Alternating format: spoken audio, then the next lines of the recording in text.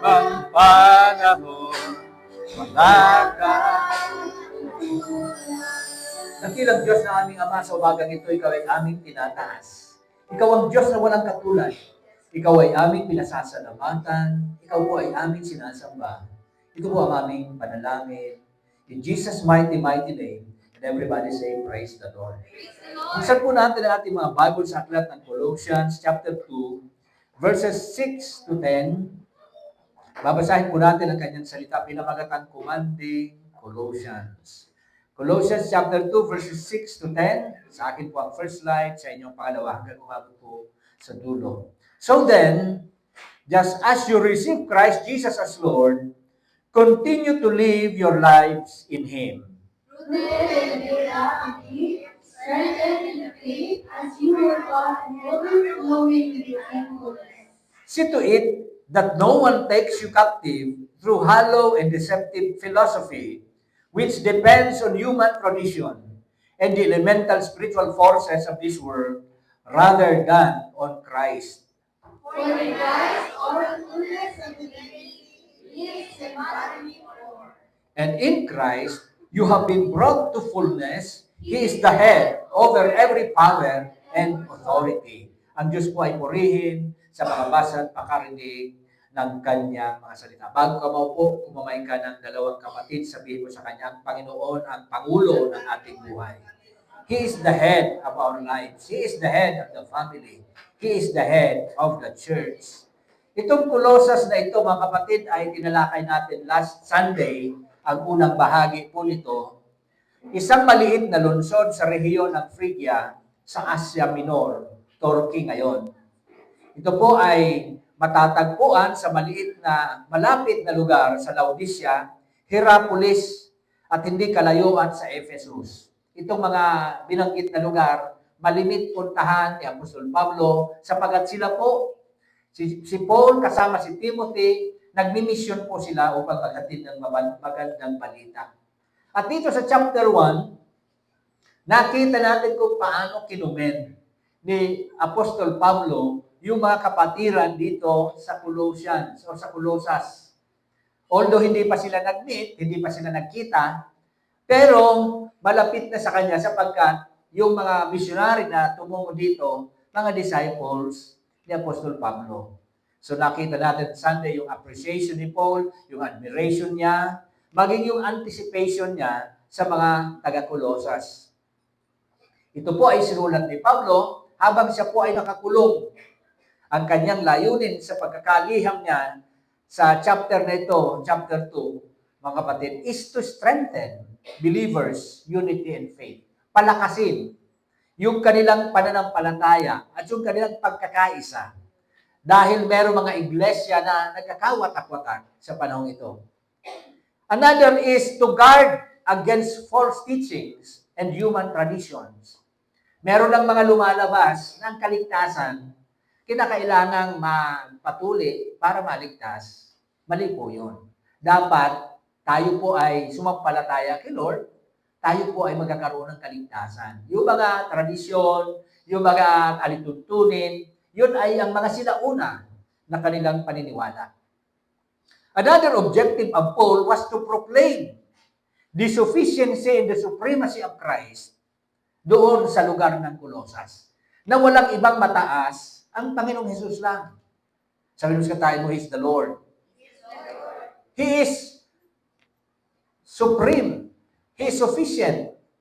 Yung kamatayan niya sa krus ng Kalbaryo, sapat na. Para ano? Para ikaw ay maligtas. Somebody say, thank you, Lord. Hindi na kailangang dagdagan pa ng mga tradisyon, ano pang mga alituntunin sa simbahan para magkamit ng kaligtasan ng isang sumasampalataya sa Kanya. Kung tayo man ay sumusunod, it is the fruit of our faith. Bunga ng ating pananalig. Bunga ng kaligtasan na nasa atin. And also to remind them about their identity and completeness in Christ. Say that word, identity. Na tayo ay anak ng Diyos. Na tayo ay tagapagmana ng Panginoon. Na tayo ay mahal ng Panginoon. Na kung merong sentro sa mata ng Panginoon, ikaw yun. Na tayo, mga kapatid, ay nilikha ng Diyos para maging kamukha ng kanyang anak. So, nakakalimutan ng tao minsan ang kanyang kakanyahan, ang kanyang identity. Kaya nire-remind ni Paul na dapat tayo bilang mga sumasampalataya maging confident na ikaw ay matibay at matatag sa iyong pananalig, na meron kang Kristo sa buhay at ikaw ay ligtas at ikaw ay pinagpala. Somebody say hallelujah. And last objective of Paul was to warn them against legalism and false spirituality. Bigyan sila ng babala. Sapagkat minsan, ang tao nadadala ng mga bagong turo. Pagdating ng mga turo ng legalism o kaya mga panibagong katuruan sa espiritualidad, mga kapatid, nadadala ang tao. Kaya gusto ni Pablo na sila ay bigyan ng warning. Kaya nga, itong mga Colossians, kahit hindi pa na-meet personally ni Paul, sapagkat hindi po siya nakapunta sa Colossians, ay nagmamahal na siya sa kanila. Parang mga taga-tagas. Kahit hindi pa natin na-meet yung iba na nasa ibang lugar, nananalangin na tayo para sa kanila. Somebody say hallelujah. So, hinihikayat ni Pablo ang mga believers na manatiling nakaugat kay Kristo, na huwag palilinlang sa mga aral na nagpapababa sa kanyang pagka-Diyos. Merong mga tao nagsasabi si Kristo ay hindi Diyos. Maliit na Diyos lang. Sinasabi ng iba, siya ay tao lang. Mga kapatid, huwag tayong magpadala dyan. Manatili tayong nakaugat sa ating pananalig sa Panginoon na si Jesus Christ, walang iba ang Lord and Savior. Siya ang Panginoon ng mga Panginoon, ang Diyos ng kalangitan na ating sinasampalatayanan. Kaya sa kanyang pagka-Diyos, sa kanyang pagiging Diyos, mga kapatid, yung ginawa niyang sakripisyo sa krus ng Kalbaryo ay buo na ang ating kaligtasan. At dito binibigyang diin ni Apostol Pablo ang kabuuan ni Kristo bilang tanging pundasyon. Everybody say foundation. That Jesus is the foundation of our faith. He is the author and the finisher of our faith. Kung ang ating pananampalataya medyo nagtitipay-tipay, manatili tayo kay Lord sapagkat siya ang magpapatibay nito. Sapagkat siya ang pundasyon ng ating paniniwala. Siya ang pundasyon, siya ang simula, siya rin ang wakas. Kaya tayo na kumuha, na sumampalataya sa Kanya, pasalamat tayo sapagkat ang Panginoon ay pinupuspos tayo. Kaya ano-ano ang mga utos na makikita dito? What did Paul command to the Colossians? Number 1, mga kapatid, nakita ko dyan, to be grounded in the Lord. Say that word, grounded. Manatili tayong naka-connect sa Panginoon. Dahil magpara suhay-suhay, dahil magpara hali-hali, dahil magburupag-slide. Be grounded in the Lord. Dumating man ang pagsubok, dumating man ang bagyo, huwag kang magpatinag. Sapagkat si Jesus ay matatag. Siya ay ang ating sandigan. Siya ang ating batong tanggulan. Kapag meron kang Kristo sa buhay, sabihin sa katahin mo, sapat na. Pangalawa, to become strong in the Lord. Na tayo ay maging matatag. Kayang humarap ng mga laban sa buhay. Sa ating panahon ngayon, iba't ibang laban ang hinaharap. Physical, emotional, intellectual, social, ano pa man ang mga laban ating hinaharap ngayon, kanya-kanya tayong hinaharap na laban. Gusto ng banal na salita ng Diyos ngayon, tayo ay maging matatag, matibay. At tayo ay titibay, tayo ay tatatag only in the Lord. Without the Lord, hindi ka matibay. Without the Lord, wala kang magagawa. Apart from Him, sabi ni Lord, you can do nothing. And pangatlo, be grounded or be grateful to the Lord. Be grounded, be strong, and be grateful to the Lord. Na tayo, laging nagpapasalamat sa Kanya. Somebody say, thank you, Jesus. Na kahit yung mga pangyayari ay hindi pabor sa'yo, sometimes nakakalungkot, sometimes nasaktan ka, o kaya nagkulang ka, still, we need to thank God. Bakit? Dahil buhay ka pa. Nasaktan ka, magpasalamat ka sa Diyos. Bakit? Kasi nakakaramdam ka pa. Ibig sabihin, tao ka pa. Buhay ka pa, nakakadama ng sakit, ng damdamin, o kaya physical na sakit. At kapag ikaw ay may sakit, Sabi niyo ano yon? Siya ang kagalingan. Siya ang kalakasan. Somebody say hallelujah. So yun ang mga utos na nakita ko dito. Be grounded in the Lord. How? By receiving Him. Kinakailangan tanggapin mo ang Panginoon. Sampalatayanan mo ang Lord. Sabi sa 6, so then, just as you receive Christ Jesus as Lord, this is very essential that we know and we must believe that Jesus Christ is the Lord of all. May mga taong hindi kumikilala sa Kanya ngayon, sa panahon natin. Marami mga Hudyo hindi believe na si Jesus Christ ang tagapagligtas. Hanggang ngayon, naghihintay sila ng tagapagligtas. Pero meron rin mga na-convert na. We need to receive in our hearts that Jesus Christ is Lord. At sabi ng banal na kasulatan, time will come, every knee shall bow, and every tongue will confess that Jesus is Lord. Kaya kung meron ka pang mga kapatid, kaibigan, kamag-anak, na hanggang ngayon hindi pa kumikilala kay Lord, tandaan mo ito, time will come, they will declare the Lord is the Lord of all. Time will come, yung kanilang tuhod, luluhod at kikilalanin na ang Panginoon ng mga Panginoon. Ang Diyos ng mahupo. Sabi nga sa Juan 1:12, ngunit ang lahat ng tumanggap sa Kanya na sumasampalataya sa Kanyang pangalan ay binigyan niya ng karapatang maging mga anak ng Diyos. Sino ito? Yung tumanggap sa Kanya. Sumampalataya sa Kanyang pangalan. Kaya basic, mga kapatid, nakilalanin natin na siya ang ating tagapagligtas. We need to receive Him. In order for us to be grounded, we need to accept that Jesus is the Lord of all. Sabi nga sa Pahayag 3:20, makinig ka. Ako'y nakatayo sa pintuan at tumutuktok. Kung diringgin ng sino man ang aking tinig at bubuksan ang pinto, papasok ako sa kanyang tahanan at makikisalo sa kanya at siya'y makikisalo rin sa akin. Behold, I stand at the door and knock. If anyone would hear my voice and open the door, I will come into him and he with me and I will sup with him. Kumakatok ang Panginoon. Ini-invite tayo ng Panginoon. That's why we need to accept this invitation because without receiving the Lord in our lives, you could not be grounded in that faith because Jesus is the author and the finisher of our faith. Somebody say, thank you, Jesus. Thank you, Jesus. Aside from receiving Him, we need to believe Him by living in Him. Kinakaipuhan, tayo po ay mabuhay sa Kanya. Ano sabi sa 6? Continue to live your lives in Him. In short, meron ng sinimulan. Ano ang sabi? Continue, ipagpatuloy.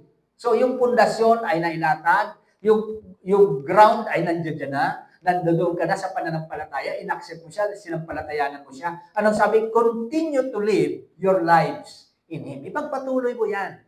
Ang buhay na yan, walang iba, pinagkaloob sa'yo ng Panginoon, mabuhay ka sa Kanya. Mabuhay ka. Sabi nga sa Philippians 1:21, because for me to live is Christ and to die is gain. Sa akin ang mabuhay kay Kristo. Kahit mamatay, sigurado sa langit ako. Kaya nga sabi niya sa Galatians 2:20, napako na ako sa krus. I've been crucified with Christ. The life that I live now is no longer I, but Christ who lives in me. Sabi nyo sa tayo, buhay sa iyo si Kristo. 2 Corinthians 5:7 ang sabi, sapagkat namumuhay kami sa pananampalataya, hindi sa pamamagitan ng paningin. We need to live by faith, not by fear. Kapag ikaw sumasampalataya sa Panginoon, panalo ka. Habakuk chapter 2, verse 4 ang sabi, ngunit ang matuwid ay mabubuhay sa pamamagitan ng kanyang pananampalataya. Lahat ng matuwid, magsabi, Amen. Even during the time of Abraham. Si Abraham ay inaring matuwid. He became righteous. He was declared righteous by God nung siya ay sumampalataya sa Panginoon.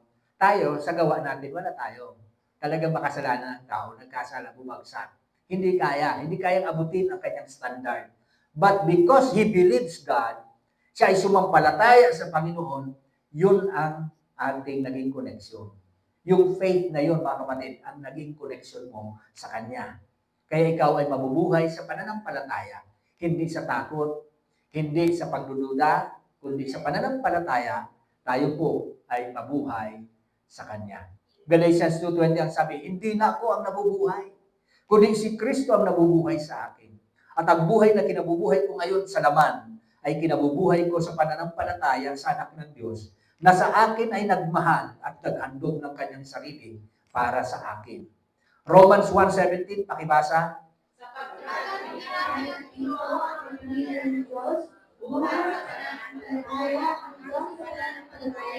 Gaya ng kasusulat, ang matuwid ay mabuhay sa pananampalataya. Kaya tayo na sumasampalataya kay Lord, dapat panghawakan po natin, lakaran po natin, na tayo ay mabuhay sa pananampalataya sa Panginoon. Because without faith, it is impossible to please God. Do you want to please God? You need to have faith. Because without faith, it is impossible to please God. Sabi sa Book of Hebrews. Sabi nga ng isang author, kapag si Kristo ang sentro ng buhay, ano man ang gagawin, ay may saysay. Pakibasa? Next. Basa.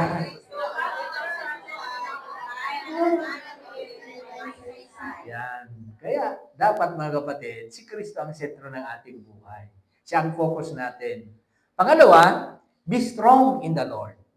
Tayo ay maging matibay, maging matatag sa Panginoon. Sa verse 7, ang sabi, rooted and built up in Him, strengthened in the faith. So, how shall we become strong? By being rooted to Him. Dapat tayo ay nakagamot, nakaugat sa Panginoon. Ibig sabihin, siya yung puno, tayo ay nakakabit sa Kanya.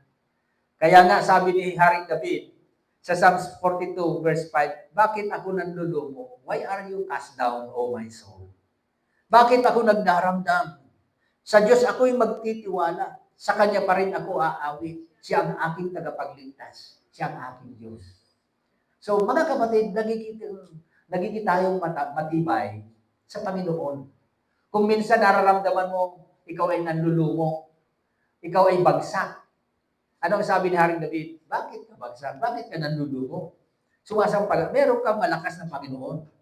That's why we need to become strong in the Lord kapag tayo po ay malalim na nakaugat sa Kanya. Kaya nga, sabi sa John 15:4, pakibasa, manatili kayo sa akin ang pananatili sa inyo. Kung paano ang sangay hindi makapagbunga sa sarili, maliban manatili ikaw sa puno ng bukas, gayon din kayo ang hindi makapagbunga sa akin. Ako ang puno ng bukas, kayo ang masasaka. Ang mananatili sa akin at ako sa kanya ay siyang mamumunga ng akin. Sapagkat kung kayo'y gaya sa akin, ay wala kayong makagawa. sabihin mo sa katabi mo, stay connected. Kapag tayo ay hindi connected sa Panginoon, walang dadaloy na substance. Walang substance, mga kapatid. Mamamatay kapag hiwalay kay Lord. Kaya ang sabi niya dito sa John 15, if you remain in me, and my words remain in you, ask whatever you will, it shall be done unto you. Pero by condition, you need to remain. Manatili tayong nakakonekta sa Panginoon. That's why nagbabasa ka ng Word of God. That's why nananalangin ka. That's why ikaw ay nagsisimba because you stay nasa Panginoon ka. Ephesians 3:17, fire. Mananawangin sa inyong mga puso, sa pamamagitan ng pananampalataya, at gawin kayo'y magbuhat at magkalahat sa pag-ibig. So, kinakailangan natin ng Panginoon. Siya ang ating katatagan, siya ang ating pag-ibig, kinakailangan ang ating ugat ay nakakabit sa Kanya. Jeremiah 17:7-8, fire. Mapalad ang taong tumitiwala sa Panginoon, na ang tiwala ay ang Panginoon. Siya'y magiging tulad ng puno kahoy na itinanim sa tabi ng tubig, na nag-uulat ng mga ulat sa baptisan. Hindi matatakot kapag dumarating ang init, ang kanyang malakot ay nananatiling umilan, at hindi magkasarap ang mga magkatuloy, at hindi titigil sa pagbubuhay. Kaya yung mga nagtitiwala kay Lord, mapalad. Lahat ng nagtitiwala, pag sabing Amen. Mapalad ka. Yung mga nagtitiwala sa Panginoon, sila yung pinagpala talaga. Siya ay katulad ng isang punong kahoy na nakatanim sa gilid ng batis. Yung source ng tubig nandyan sa kanyang tabi. At hindi siya matatakot dumating man ang init sapagkat nakakabit siya doon sa source. Tayo rin mga kapatid, nananatili tayong fresh kapag tayo ay nakakabit sa source. Kapag ikaw ay iwalay sa kanya, malalanta ka, manlulumo ka, manghihina ka. Konting pitik ng kaaway, babagsak ka. Bakit? Hindi nakakunik sa kanya.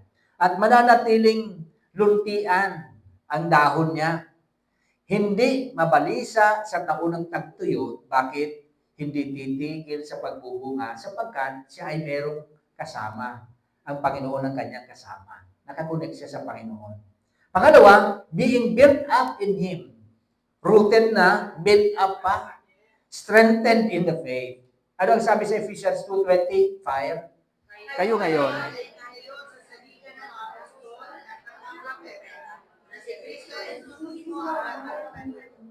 Sa kanilang buong usali at nagkasamang pinagsama-sama at lalo upang makikisasamahan na ito sa Panginoon.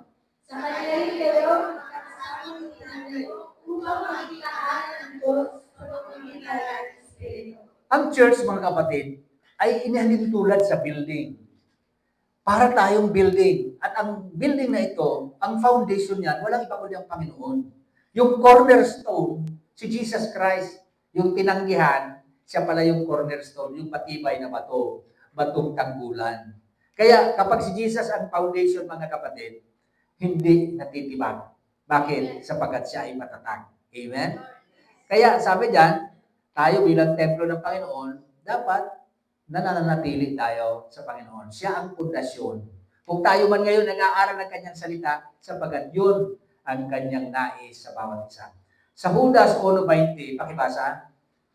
Ngunit kayo mga minamahal, patuloy ninyo ang pagkain ng inyong sarili sa inyong kapanagatan at pananampalataya. Manalangin kayo sa pamamagitan ng Espiritu Santo. Panatilihin ninyo ang inyong sarili sa pag-ibig ng Diyos habang hinihintay ninyo ang awan ng ating Panginoon sa Kristo na magdadala sa inyo sa buhay ngayon.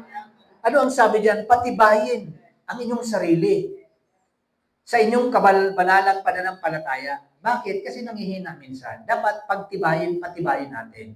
We are building our faith. How? Sabi dito, manalangin kayo sa pamamagitan ng Espiritu Santo. Kaya kung ikaw gusto maging matibay, lagi kang nag-pray. Lagi kang nagbabasa ng Word of God. Lagi kang nagsisimba. Pina-prioritize natin ang Panginoon. Bakit? Sapagkat siya ang pangunahin sa ating mga buhay. Sa Venus ka tayo pray always. Sa kabila, read your Bible, pray every day. Matthew 7:24-25, pakibasa. Kaya ang bawat nakikinig sa aking salita, sinasawang ninyo ay may tulad sa isang matalinong tao na kayo nagbahay sa ibabaw ng bato. Bumuo sa ulan, umaha ang tubig at ang init pamalahas ng hangin, at inambas ang bahay niyon. Ngunit hindi yung bumagsak, sapagkat nakatayo yun sa ibabaw ng bato. Hindi ka babagsak sapagkat ang iyong pundasyon ang Panginoon. At sa iyong pagtatag ng iyong pananampalataya, sa iyong pagtibay sa iyong pananampalataya, mga kapatid, kinakailangan i-apply mo ang kanyang salita. Actually, itong kwento na ito, na binanggit ng Panginoon sa dalawang builder, ang topic ng Panginoon is about taong matalino. Kung ikaw ay nakarinig ng kanyang salita, hindi mo in-apply, hindi ka matalino. Pero kung napakinggan mo ang kanyang aral, in-apply natin sa buhay, ang tawag sa iyo ng Panginoon, matalino ka. Ano ang sabi diyan? Siya ay katulad ng tao na nagtatag o nagtayo ng kanyang building sa ibabaw ng bato. Dumating ang pagsubok, hindi natibag. Bakit? Matatag. Ganyan ang tao na nag-a-apply ng salita ng Panginoon. Yung isang tao naman, nagtatag ng kanyang templo, ng kanyang bahay sa buhangin. Dumating ang pagsubok, nawala, nawasak, bumagsak. Bakit? Kasi walang pundasyon. Kaya kung ikaw ay nais sabihin na matalino, sabihin mo sa katahin mo, apply the word. Apply the word. Sa kabila, application is important. Letter C, being strengthened by Him. Tayo ay pinapalakas ng Panginoon. Strengthened in the faith. Kung tayo lang, hindi tayo matibay. Mahina tayo. Pero kung ang Panginoon ang magpapalakas sa'yo, sabihin nyo ano yun, ganap kang malakas. Kapag ang Panginoon ang magpapala sa'yo, sabihin nyo ano yun, ganap kang pinagpala. Amen? Ikaw ay blessed. Bakit? Ang Panginoon nagpala sa'yo. At sino man ang sa'yo ay sumumpa, babalik lang sa Kanya yung sumpa. Bakit? Ikaw ay pinagpala. Kapag ikaw ay pinagpala ng iba, pagpapalain sila ng Panginoon. Kapag ikaw ay sinumpa nila, ang Panginoon ang kalaban nila. Bakit? You cannot curse whoever is blessed by the Lord. Ang pinagpala ng Panginoon kailan na hindi kayang sumpain ng tao. Sabi ng tayo mo, tandaan mo yan. Kapag ang Panginoon ang nagpala sa iyo, walang pwedeng sumumpa sa iyo. Ikaw ay ganap na pinagpala. Kapag ang Diyos nagbukas sa iyo, walang pwedeng magsara niyan. Kapag ang Diyos ang nagsara sa buhay mo, walang pwedeng magbukas niyan. Ano ibig sabihin niyan? Ang ibig sabihin niyan, mga kapatid, ang Panginoon ang ating kalakasan, siya ang ating kapangyarihan. Kung meron man na matibay sa buhay mo, si Lord yun. Kung bakit ikaw ay tumitibay sapagkat kasama mo ang Diyos. Be strengthened by the presence of God. You were blessed to become blessings. At sino man ang magpala sa iyo, pagpapalain din. Sino man ang sumumpa sa iyo, isusumpa ni Lord. Ephesians 6:10, pakibasa. Sa wakas, ang magpapalakas kayo sa Panginoon at sa kapangyarihan ng kanyang kalakasan. So ang kapangyarihan ng Panginoon, ang kalakasan ng Panginoon, ang magpapatatag sa iyo. Read the word. Manatili ka na nananalangin, nagsisimba, nagbabasa. Sumusunod sa kanyang salita. Doon ka tatatag, doon ka titibay. Because this is the power of the Lord, the presence of the Lord, the Spirit of the Lord. Sabi ba sa kanta, not by might, nor by power, but by the Spirit of the Lord. So, sa tayo po kasama natin ang Espiritu niya. Philippians 4:13, pakibasa. Ang lahat ay magagawa sa pamamagitan ni Kristo ng pamalakas sa akin. Lahat ng bagay pwede mong gawin. Ano sabi? I can do all things through Christ who strengthens me. Ibig sabihin, without Him, you can do nothing. Sama sabi sa John 15, apart from me, you can do nothing. If you want to do something, connect sa ating Panginoon. At magagawa mo ang lahat kung siya ay iyong kasama. Bakit? Siya ang nagpapalakas sa iyo. I can do all things through Christ who strengthens me. Ibig sabihin, yung strength mo galing sa Kanya. Isaiah 40:29, pakibasa. Siya'y bagay. Siya'y nagbibigay ng lakas sa mahihina at nagpapalagi ng kapangyarihan sa walang lakas. Ang mga kabataan ay tumatakot at ang mga kabataan ay nagpusos ng mabuwan. Ngunit ang naghihintay sa Panginoon ay hindi magkakamit ng lakas. Sila'y lilipad ng mga kapak na parang ng mga agila. Sila'y tatakbo at hindi mapapagod. Sila'y lahat at hindi makikina. Siya ang nagbibigay ng lakas sa mahihina. Ikaw ang mga tao na sa tingin nila malakas sila. May pride, dahil may posisyon, may yaman. Pero mga kapatid, ang tunay na kalakasan galing namin sa Panginoon. Pero kung ikaw, ina-acknowledge mo na ikaw ay mahina, lumalapit ka kay Lord, doon ka palalakasin. In short, sabi niyo ano yun? Humility. That is the key. Dapat magpakumbaba ka sa kanyang harapan. Dapat tayo ay dumulog sa Panginoon at magpakumbaba sapagkat doon niya tayo itataas. Doon niya tayo palalakasin kapag inamin mo sa Kanya na ikaw ay mahina. Kapag inamin mo na ikaw ay may sakit, doon Kanya pagagalingin. Kapag inamin mo sa Kanya na ikaw ay makasalanan, doon Kanya babanalin. Sabi mo sa tayo, tandaan mo yan. Ang mga kabataan ay mapapagod, manghihina. Ang mga kabilataan ay lubos na mabubual, babagsak sila. Human effort, human strength, babagsak, walang kwenta. Ngunit, ang naghihintay sa Panginoon ay muling magkakamit ng lakas. Lahat ng naghihintay kay Lord, magsabing, ako yun. Ako yun! In short, nandoon pa rin yung ating pananampalataya sa Panginoon. Yung pag-asa. Pag ikaw ay naghihintay, magtsatsaga ka. Dahil ka mabuburing. Kung sabihin, kahit medyo matagal-tagal, naghihintay ka. Bakit? Umaasa ka. Nandun yung confidence mo na ikaw ay dadatnan ng Panginoon, na ikaw ay pupuntahan ng Panginoon. At itong mga naghihintay sa Panginoon, magkakamit ng lakas.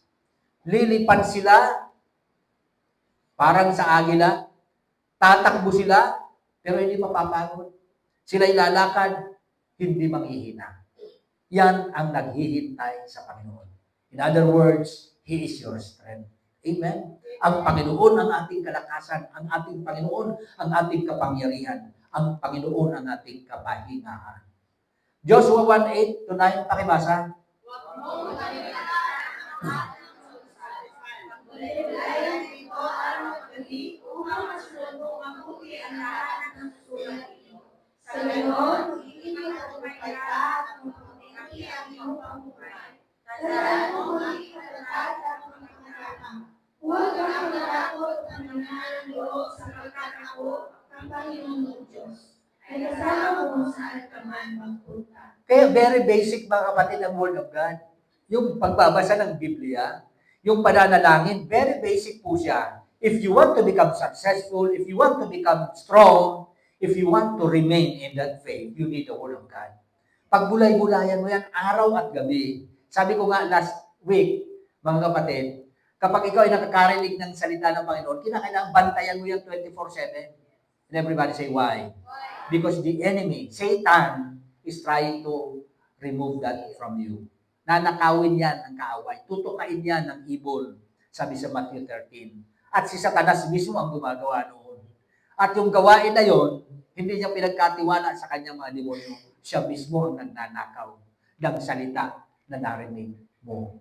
Sabihin mo sa tayo mo, bantayan mo yan. Kaya magiging matatag tayo. Magiging tayo matapang. Huwag tayong matatakot. Huwag tayong panghihinaan ng loob. Bakit? Sapagkat kasama natin ang Diyos.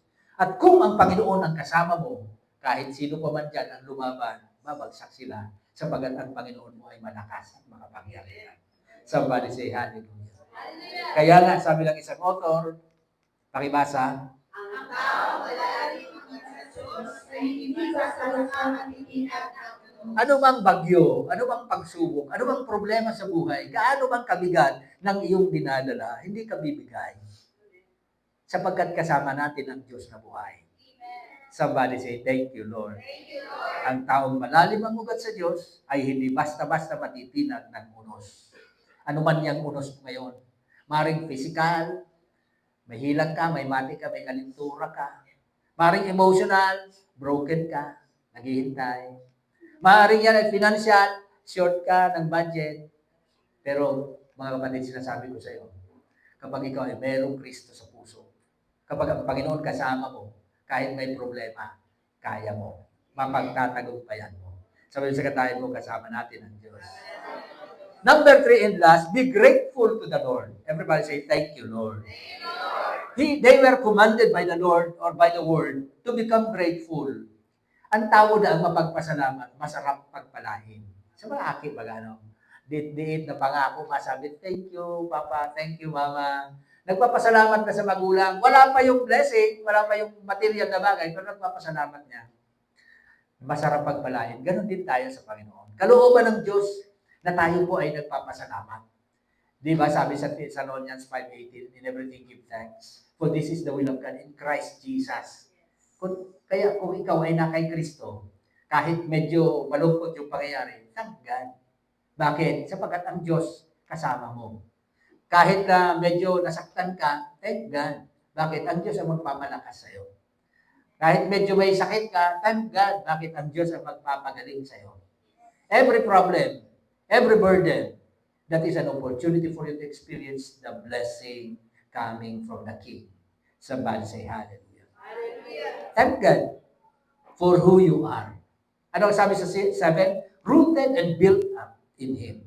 Strengthened in the faith, as you were taught and overflowing with thankfulness. So, magpasalamat ka kung sino ka, kung ano ka. Anong ginawa sa iyo ng Panginoon? Dati makasalanan ka, ngayon binanal ka. Dati marami kang pagkukulang, pinatawad ka. Dati papunta ka sa impyerno, ngayon papunta ka sa kanyang kaharian. Dati anak ka ng Diablo, ngayon anak ka ng Diyos. Yung ginawa sa iyo ng Panginoon, that is your identity. You need to thank God for who you are. Kung ikaw ngayon ay sumasampalataya sa Kanya, mga kapatid, magpasalamat ka sapagat He is the author and the finisher of your faith. Somebody say, thank you, Jesus. Verse 8 says, see to it that no one takes you captive through hollow and deceptive philosophy, which depends on human tradition and the elemental spiritual forces of this world, rather than on Christ. In other words, doon ka lang kay Lord, dahil ka magparatipay-tipay, dahil ka magparahalik-halik. Stay connected, stay corrected. Kung pagtatama ka, magpatama, dahil maglikay, magbago, amen? Stay committed, dahil para hali-hali sa imong, tinaw sa imong ning kaguragdan. Ano? Stay committed, stay corrected, stay connected. 2 Corinthians 5:17, pakibasa.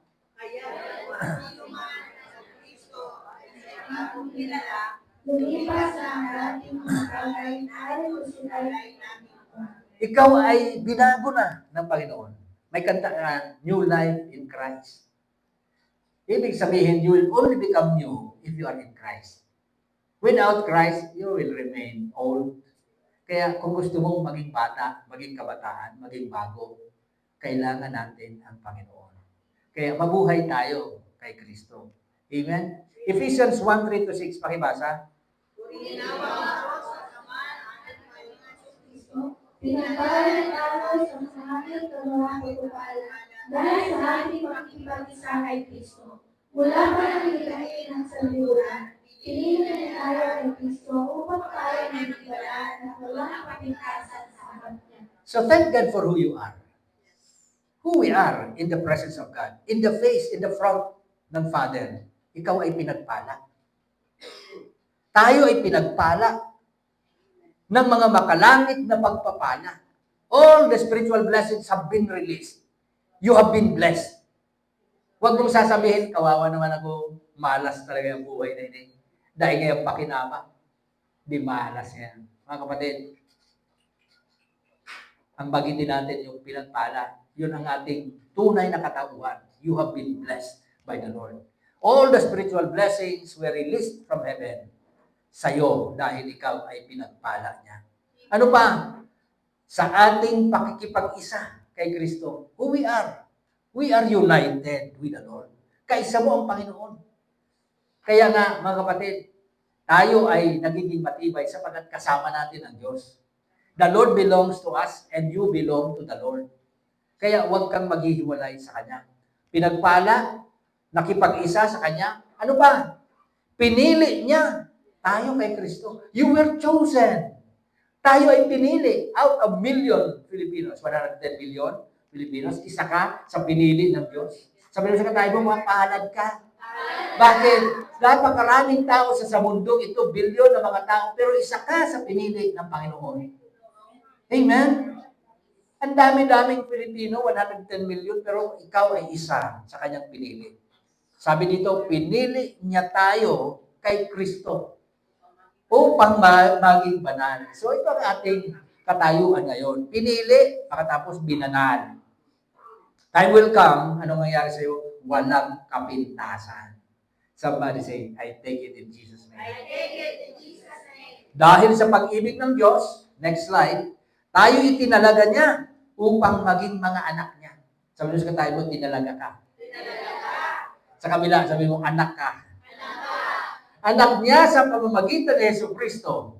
Iyan ang kanyang layunin at kalooban. Purihin natin siya dahil sa kanyang dakilang biyaya na kaloob niya sa atin sa pamamagitan ng kanyang minamahal na anak. So ang dami.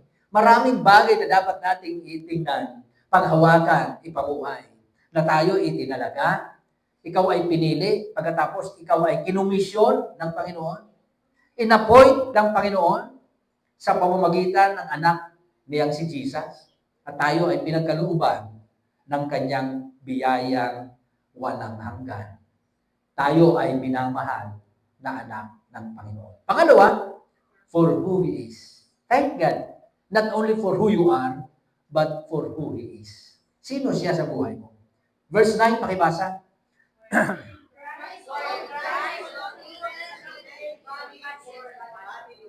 Si Kristo yon. In Christ, all the fullness of the deity lives in the bodily form. Yung nakakita kay Kristo, nakakita sa Ama. Sapagat siya ang kumpletong larawan ng Diyos. And everybody say, why? Siya ang Diyos na nagkatawang tao. Sa Philippians, ang sabi niya, hinubad niya ang kanyang pagka-Diyos. Nag-anyong alipin, naging masunurin hanggang sa kamatayan. O hanggang doon sa krus ng Kalbaryo. Pero nung siya ay nag-resurrect, naibalik po sa kanya yon. He is the Lord of Lords. He is the King of Kings. He is the God of heaven. Thank God for who He is. Psalms 107 verse 1, pakibasa.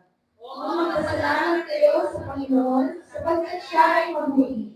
Ang kanyang tapat na pag-ibig ay magpakailanman. So pasalamatan mo siya. Bakit? Sapagkat siya ay mabuti. Sapagkat siya ay tapat.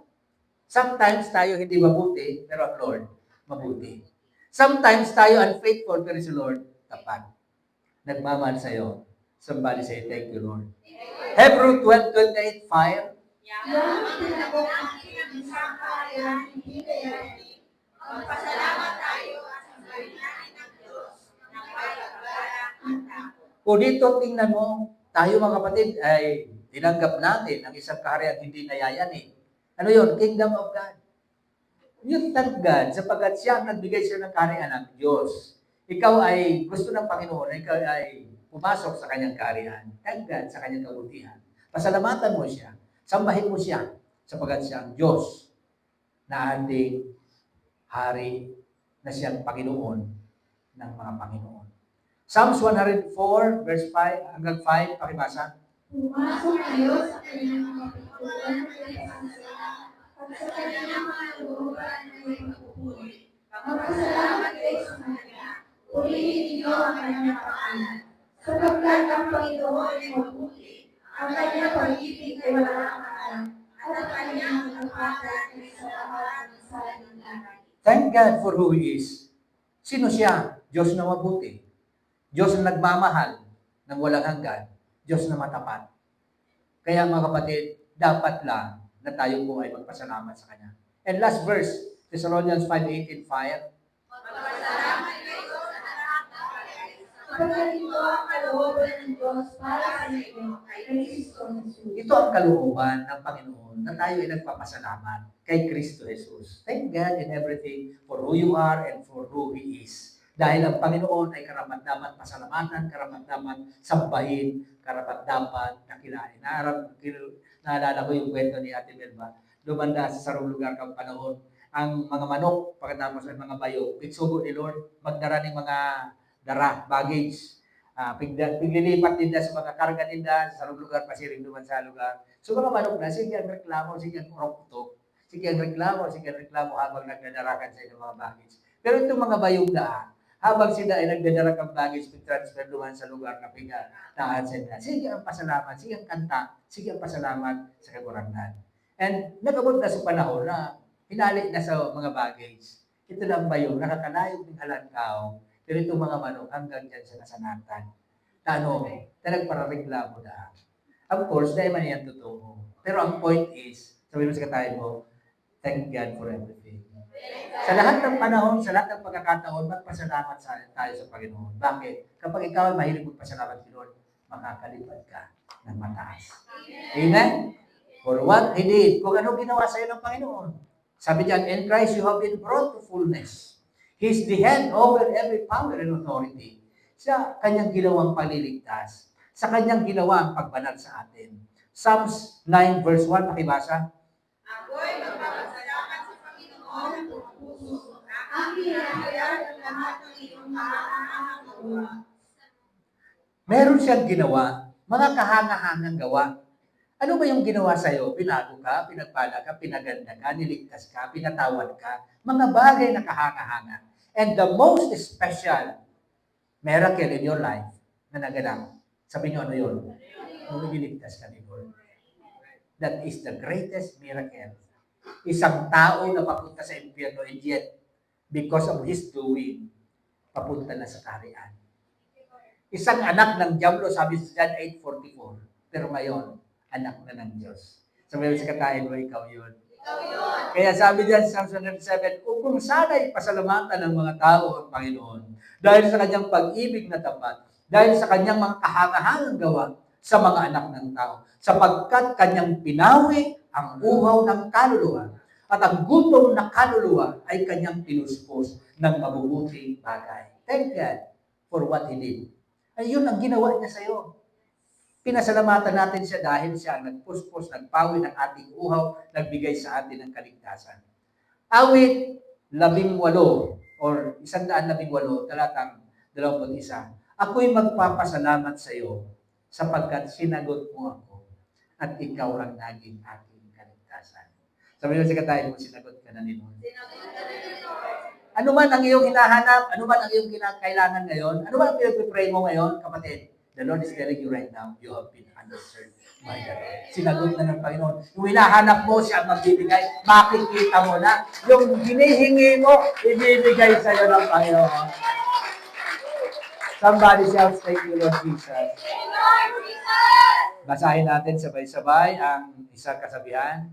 Ang taong mapagpasalamat, tandaan niyo yan, kapag ikaw ay tao na laging nagpapasalamat sa Panginoon, kahit mga makalungkot, mga pangyayaring malungkot, makikita mo ang kamay ng Diyos. Kahit mahirap na sitwasyon, makikita mo ang biyaya dyan. Because after the burden, there is a blessing. Panginoon, salamat po, sapagkat ikaw ay Diyos na mapagpala.